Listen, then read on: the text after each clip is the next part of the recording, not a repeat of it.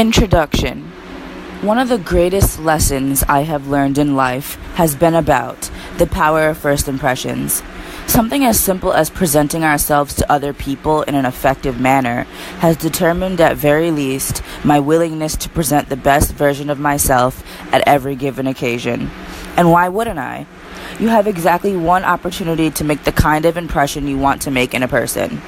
A first impression is not as simple as just looking good, having polite speech, and a grounded demeanor. It also includes how you walk, dress, and carry yourself.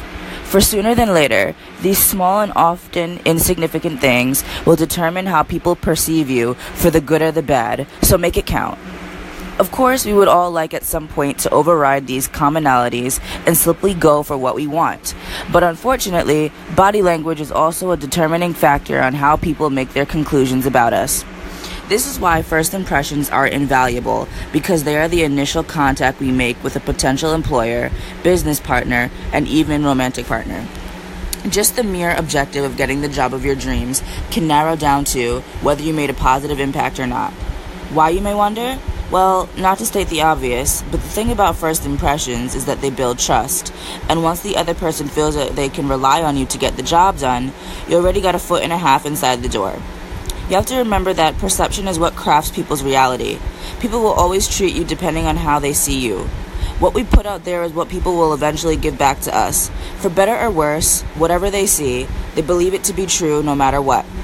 Have you heard about that old line, "Beauty is in the eye of the beholder"? It's true. One man's garbage is another man's treasure renders appropriate to prove the point too. With that said, you cannot change the way people perceive you once they have made an opinion about you, unless, that is, you are working on redemption or fixing bad rep through hard work and consistency for past mistakes. A good example of how our perception is influenced is doctors.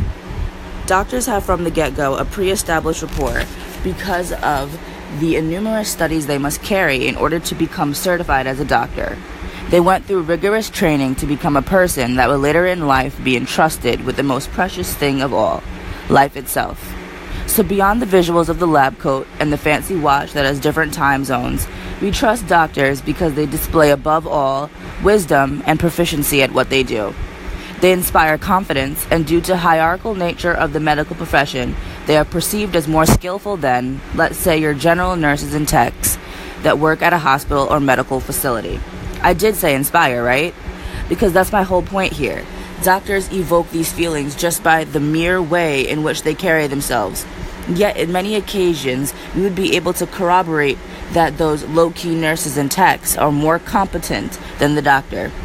Maybe because, unlike the doctor that has to take in a lot of information throughout the years, the nurses and techs have specialized knowledge about 2 or 3 things that stimulate their problem-solving skills in a more concise manner than a doctor who must use his knowledge, but also his brainstorming, carry out tests and diagnoses long before reaching a substantial conclusion.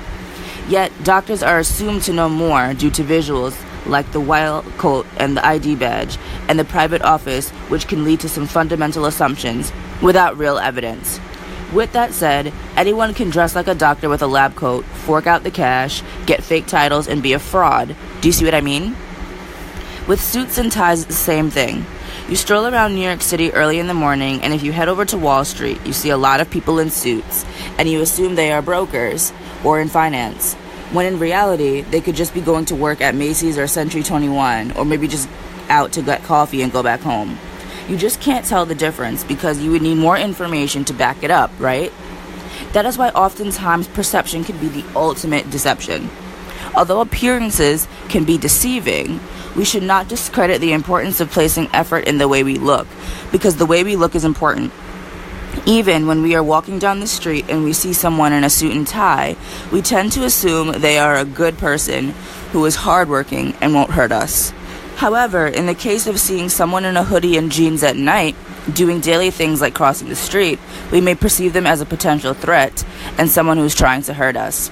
In any case, we can't really tell until we have first contact upon visual contact. We could even be potentially surprised if we talk to them, only to find that the guy in the suit is really a con artist, while the guy in the suit is out late night buying a carton of milk for his baby brother. It's very important to remember about the nonverbal cues that go into communication. How do you look, even before you speak for the first time? I remember the time I went to a car dealership to get a car for the second time in my life, and how I was almost ready to go to the competition and try my luck there and spend my money elsewhere, all because of the negative impression the representative that attended me left me with. I was looking to buy an almost new car, so that means I was serious about spending money that day.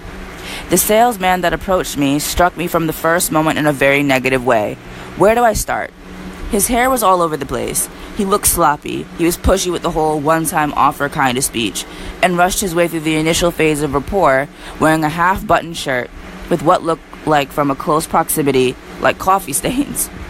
I was ready to get the heck out of there as soon as possible. Yet I decided to give the place a second chance the morning after, if and only if I was taken care of by a different salesperson. The second representative was totally different. He had a calm demeanor. He was eager to answer my questions and allow me time to reconsider, and provided me with alternative options.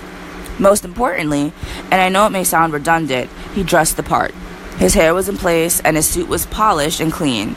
This inspired trust and security, especially because a car is a large purchase and we want to have the reassurance that we made the best choice, and it has everything to do with the way we are assisted and by who, or else everyone would sell cars for a living. Needless to say more, I could also go back to a time when I read a study that proved the same point about dressing the part. It stated that although we tend to get wiser as we get older, our impressions about perceptions and about being human become narrower. That means that we almost judge a book by its cover right from the beginning. It's like an automatic first response, and later, depending on our impressions, we can choose to dive deeper into exploring other aspects that may alter this initial judgment. Goes out to tell you how we are in fact and predominantly visual creatures.